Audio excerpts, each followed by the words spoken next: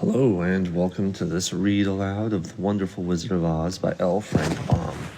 Today we will be reading chapter 15 in the book, so let's begin. Chapter 15, The Discovery of Oz the Terrible. The four travelers walked up to the great gate of the Emerald City and rang the bell. After ringing several times, it was opened by the same guardian of the gate that they had met before. "What? Are you back again?" he asked in surprise. "Do you not see us?" answered Scarecrow. "Oh, but I thought you had gone to visit the Wicked Witch of the West." "Well, we did visit her," said the Scarecrow. "And she let you go out again?" asked the man in wonder. "Well, she couldn't help it, for she melted," explained the Scarecrow. "Melted? Well, that is good news indeed. Who melted her?" "It was Dorothy," said the Lion gravely. "Good gracious!" exclaimed the man, and he bowed very low indeed before her. Then he led them into his little room and locked the spectacles from the great box on all their eyes, just as he had done before. Afterwards they passed on through the gate into the Emerald City, and when the people heard from the guardian of the gate that they had melted the Wicked Witch of the West, they all gathered around the travelers and followed them in a great crowd to the Palace of Oz. The soldier with the green whiskers was still on guard before the door, but he let them in at once, and they were again met by the beautiful green girl, who showed each of them to their old rooms at once, so they might rest until the great Oz was ready to receive them. The soldier had the news carried straight to Oz that Dorothy and the other travelers had come back again after destroying the Wicked Witch, but Oz made no reply. They thought the great wizard would send for them at once, but he did not. They had no word from him the next day, nor the next, nor the next.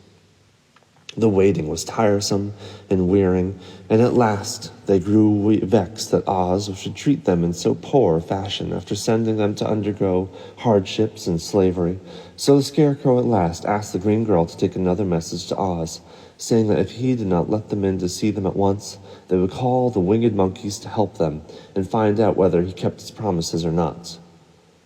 When the wizard was given this message, he was so frightened that he sent word for them to come to the throne room at 4 minutes after 9 o'clock of the next morning. He had once met the winged monkeys in the land of the West, and he did not want to miss them again. The four travelers passed a sleepless night, even thinking of the gift that Oz had promised to bestow upon each of them. Dorothy fell asleep only once, and then she dreamed that she was in Kansas, where Aunt Em was telling her how glad she was to have her little girl at home again. Promptly at 9 o'clock the next morning, the green-whiskered soldier came to them, and 4 minutes later they all went into the throne room of the great Oz.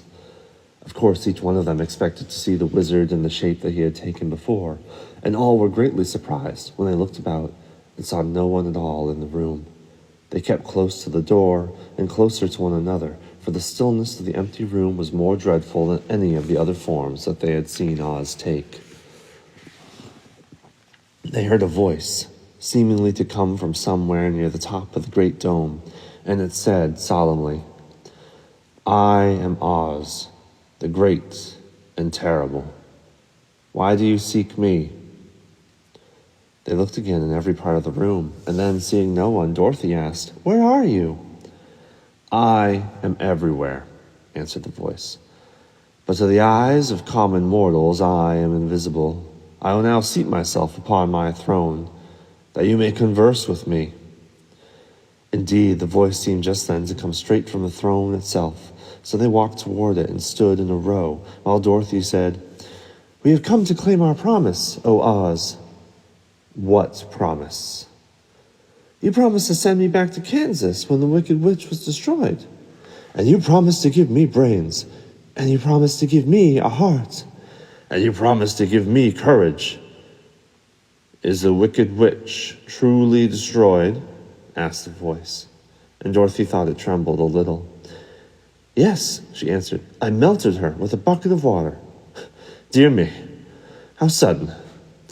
Well, come to me tomorrow, for I must have time to think it over."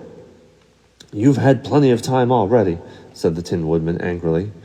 "We won't wait a day longer," said the Scarecrow. "You must keep your promises to us," exclaimed Dorothy. The lion thought it might be as well to frighten the wizard, so he gave a large, loud roar, which was so fierce and dreadful that Toto jumped away from him in alarm and tipped over the screen that stood in a corner. As it fell with a crash, they looked that way, and the next moment all of them were filled with wonder, for they saw, standing in just the spot the screen had hidden, a little old man with a bald head and a wrinkled face, who seemed to be as much surprised as they were. The Tin Woodman, raising his axe, rushed towards the little man and cried out, "Who are you?"